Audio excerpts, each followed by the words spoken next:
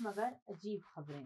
Market میں سالانہ tuna نیلامی میں ایک جاپانی سوشی ریستوران نے چین نے 243 کلو گرام وزنی ایک نیلے فٹ ٹیونا ریکارڈ $3.24 کروڑ کی بولی لگا کر خرید لیا۔ یہ قیمتی ٹیونا کیو موراکا پوزیشن کے صدر کیوشکی ماروکا نے خریدی، جنہوں نے جاپان میں ٹینوکا کنگ بھی کہا جاتا ہے۔ وہ اندازہ کر رہے تھے کہ قیمت شاید 300 سے 400 ملین یوان کے درمیان ہوگی، مگر یہ رقم 500 ملین سے تجاوز کر گئی۔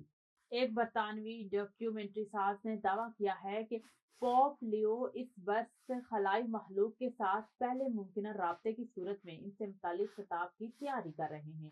UFO محقق مارک کرسٹوفرلی نے دعوے میں بتایا کہ انہوں نے خفیہ آرکیوز تک رسائی حاصل کر لی ہے اور وہ تاریخی پراسرار وقوعات کی تحقیقات کر رہے ہیں جو ممکنہ طور پر انسانیت کی خلائی مخلوق کے ساتھ رابطے پر روشنی ڈال سکیں گے۔